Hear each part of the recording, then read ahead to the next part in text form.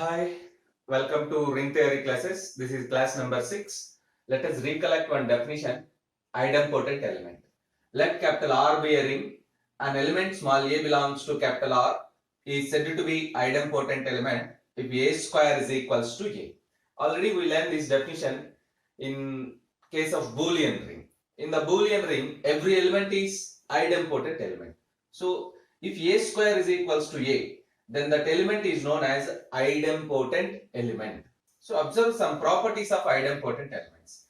Integral domain contains only two idempotent elements 0, 1. Integral domain contains only two idempotent elements 0, 1. Same, division ring also contains exactly two idempotent elements 0 and 1. Integral domain and division ring has only two idempotent elements 0 and 1. In a commutative ring, the product of two idempotent elements is also idempotent. The product of two idempotents means if A, B are idempotent, then their product AB is also idempotent whenever the ring is commutative.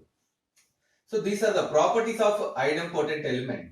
Let us see some examples for idempotent element. Consider the ring Z6 with respect to addition modulo 6 and multiplication modulo 6. Very clearly, this is a commutative ring with unity. This is a commutative ring with unity. Z6 is a commutative ring with unity element. Now consider what is Z6. Z6 contains 6 elements 0, 1, 2, 3, 4, 5. Z6 contains 6 elements 0 to 5. Now you observe that operations are addition modulo 6 and multiplication modulo 6. Operations are addition modulo 6 and multiplication modulo 6. Let us check the condition of a square is equals to a. Take 3 square is equals to 3 into 3 multiplication modulo 6. 3 square is equals to 3 into 3 multiplication modulo 6. We know that multiplication modulo 6 definition. The remainder when 3 into 3 is divisible by 6. We know that A cross B modulo M is equals to R. What is R? R is the remainder when the product AB is divisible by M. So here 3 into 3, 9. If you divide 9 with 6, the remainder is 3. The remainder is 3. So you observe that 3 square is equals to 3. 3 square is equals to 3. Therefore 3 is an idempotent element. Take 4. Take 4. 4 square. 4 into 4 multiplication modulo 6. Again 4 4s are 16. 6 2s are 12. So you get only 4. 16. If you divide the 16 by 6, you get the remainder is 4. This term is remainder. So which implies as 4 square is equals to 4. Therefore, in the ring Z6, 3, 4 are idempotent elements. 3, 4 are idempotent elements. You observe that. Let us see one more example for idempotent element. This time let us consider Z8. Consider the ring Z8. Z8 means with respect to addition modulo 8 and multiplication modulo 8. Z8 with respect to addition modulo 8 and multiplication modulo 8 is a commutative ring with unity. Is a commutative ring with unity. Is a commutative ring with unity. You check that 3 square is equals to A. 3 square is equals to A. A square is equals to A conditions. Where Z8 is equals to, you get 0, 1, 2, 3, 4, 5, 6, 7. You verify that in the ring Z8 there are idempotent elements or not. 2 square is equals to 4. 3 square is equals to 1. Because of 3 square means 3 into 3 multiplication modulo 8, you get 1. 4 square means 4 into 4, 16. 4 into 4, 16. Multiplication modulo 8, you get 0. 5 square is equals to 25. 5 into 5 multiplication modulo 8. 25. You get remainder 1. 6 square is equals to 6 into 6 multiplication modulo 8. 36. 8 4s are 32.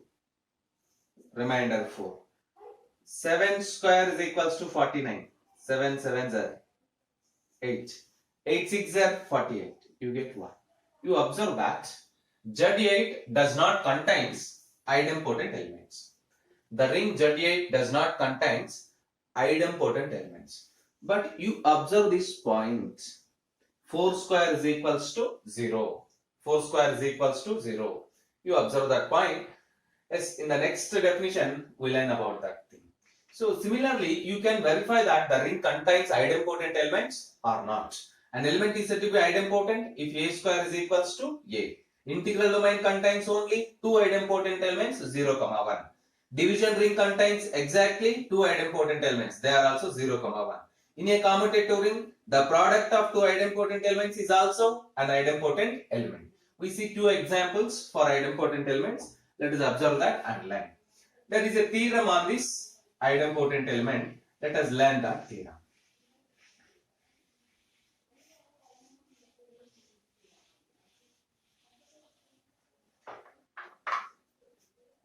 Theorem.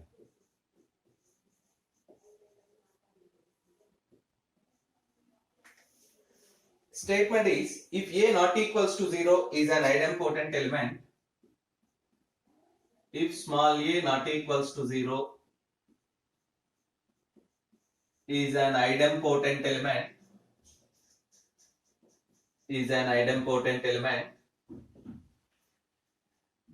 of an integral domain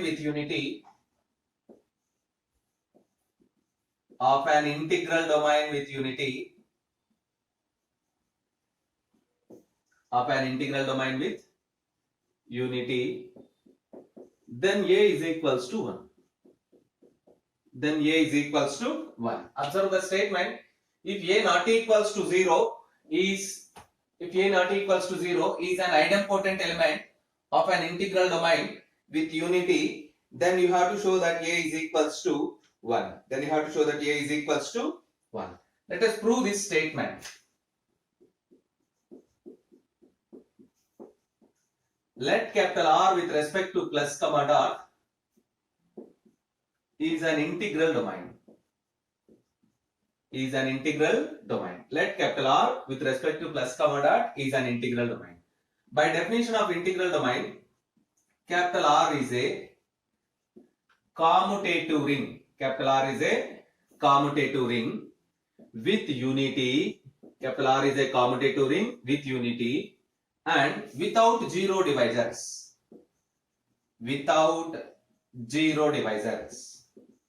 Capital R is a commutative ring with unity and without zero divisors.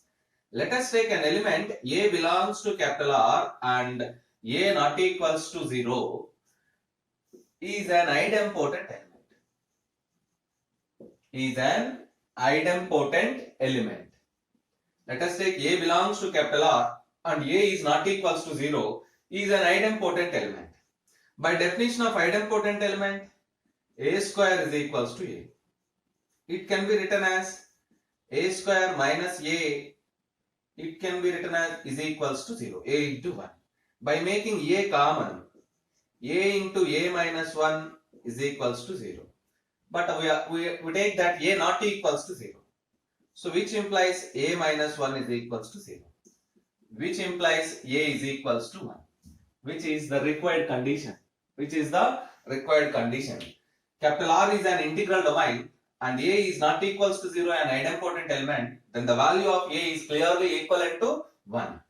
By this theorem, we conclude that Integral domain contains only two idempotent elements, 0 and 1. By this theorem, we conclude that integral domain contains only two idempotent elements, 0 and 1. Let's observe that and make a note.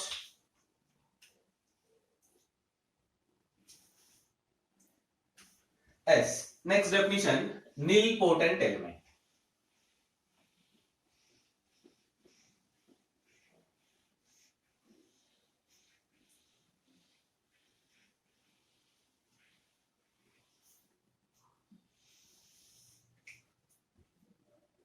Next definition, nilpotent element.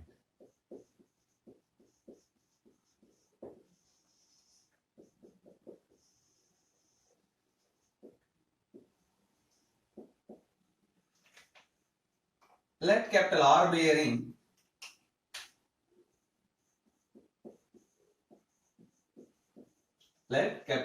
a ring and small a belongs to capital R is an element and a not equals to 0. Capital R be a ring, a belongs to capital R and a not equals to 0.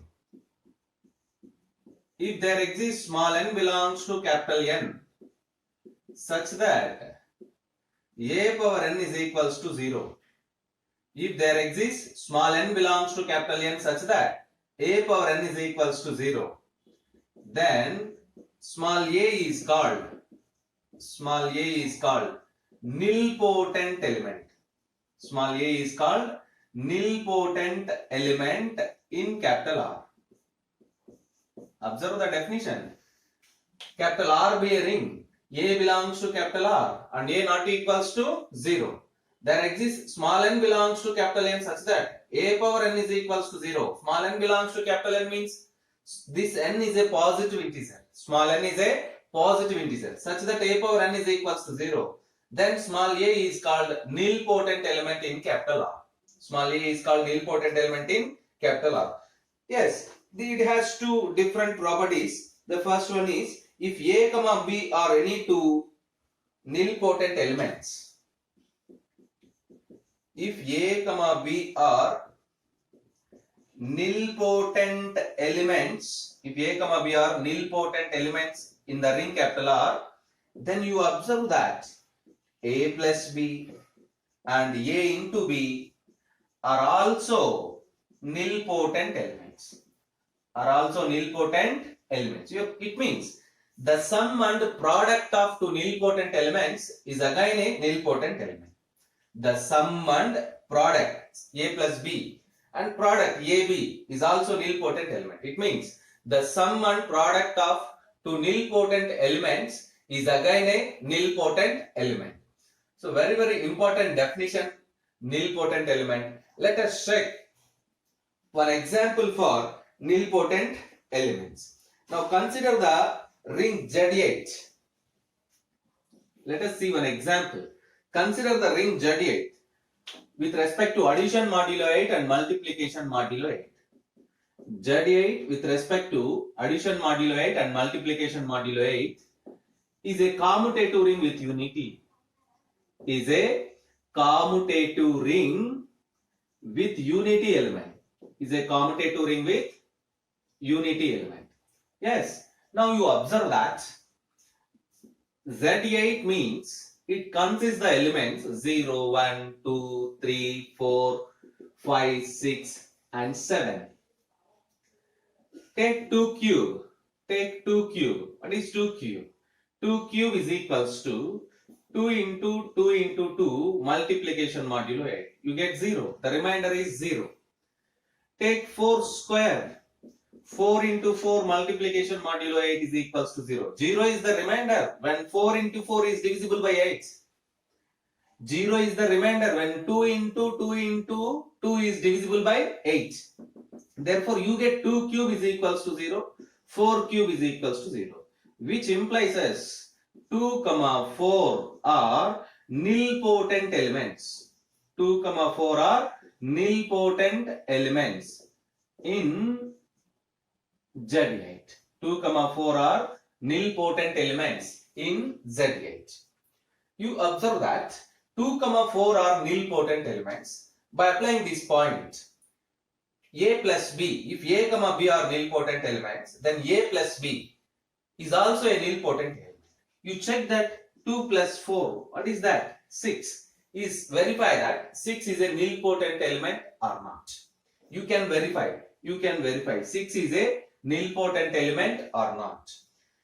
A into B, because it is A into B means here 2 into 4, 8, it does not lies in the set Z8. There is no element 8 in this set, so you don't check that. You check that 6 is a nilpotent element or not. You have to check. Yes, let us see one theorem on this nilpotent element. An integral domain has no nilpotent element other than 0. Theorem on nilpotent element.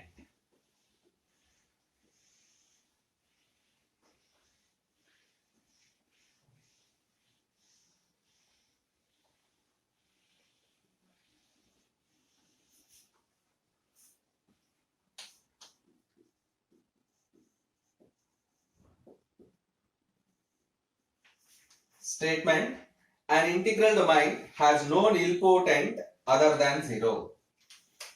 An integral domain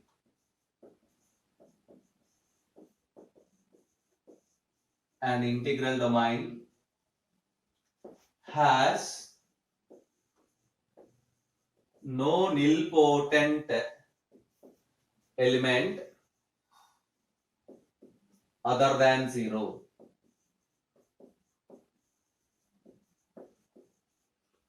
An integral domain has no nilpotent element other than 0. Let us prove this statement. One of the important property of nilpotent element, I think this is theorem number, in the previous class we see theorem number 6. Now it is theorem number 7 and theorem number 8. You observe that this is theorem number 8. The previous theorem is theorem number 7. Let capital R with respect to plus comma dot, capital R with respect to plus comma dot be an integral domain.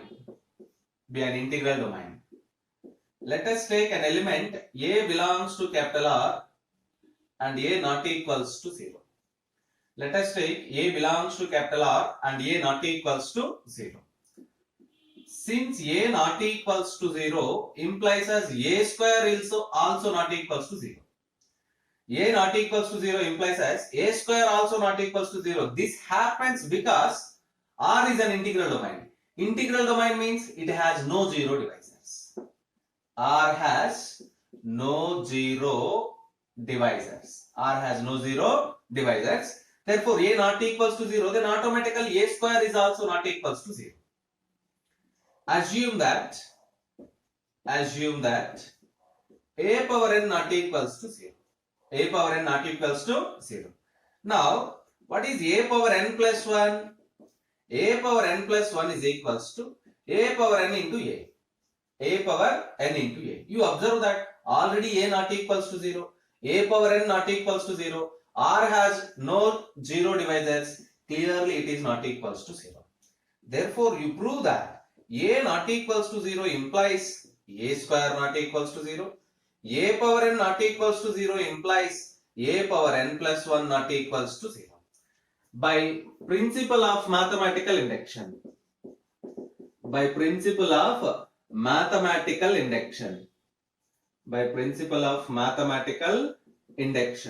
we conclude that A power n is not equals to 0 for all n belongs to capital N. A power n not equals to 0 for all n belongs to capital N. What is the definition of nilpotent element? Nilpotent element means you must get A power n is equals to 0 at somewhere for some positive integer n. A power n is equals to 0 for some positive integer n. Then it is known as nilpotent element. But here we prove that A power n is not equals to 0 for all n belongs to capital N. This shows us capital R has no nilpotent element. Capital R has no nilpotent element.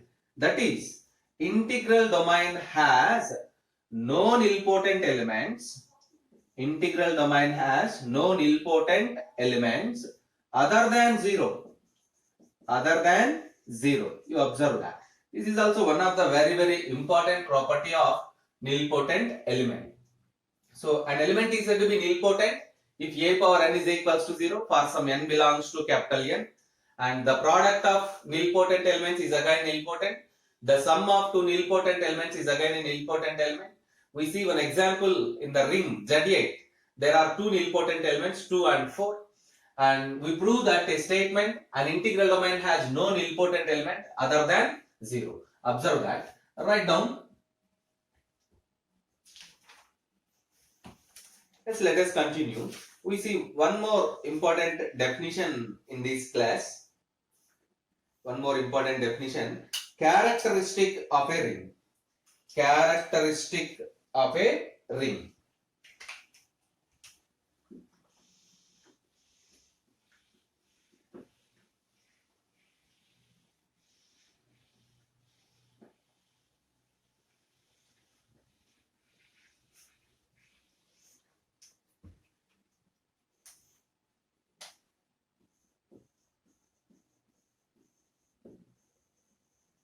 Characteristic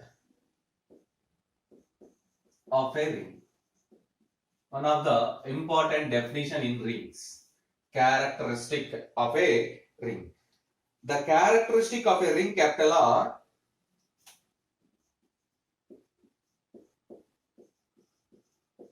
the characteristic of a ring capital R is defined as the characteristic of a ring capital R is defined as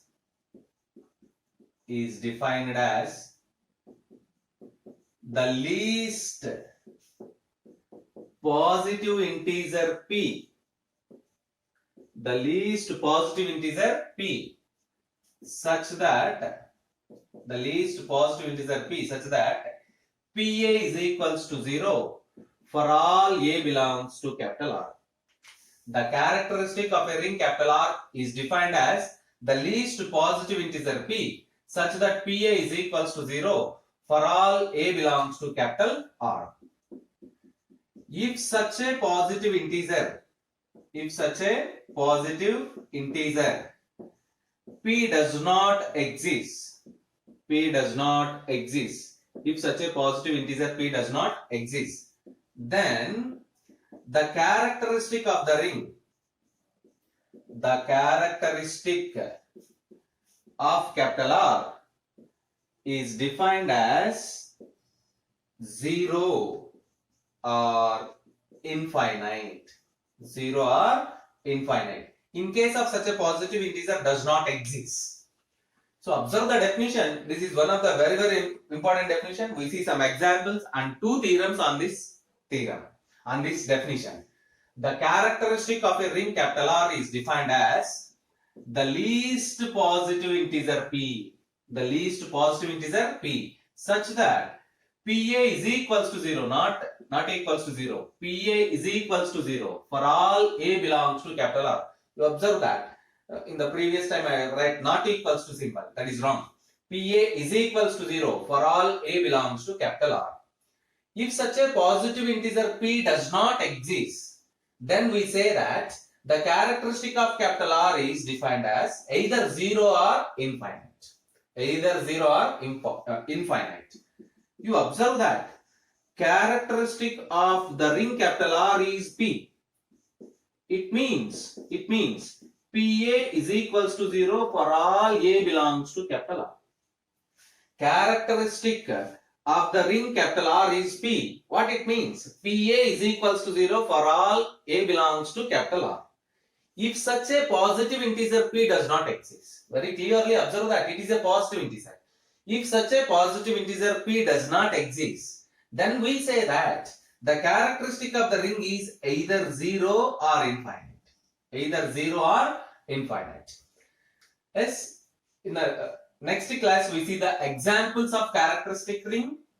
We see two or three examples for this ring, this definition, and we learn two theorems. The characteristic of an integral domain is either prime or 0. the characteristic of a field is either prime or zero. Observe that and make a note.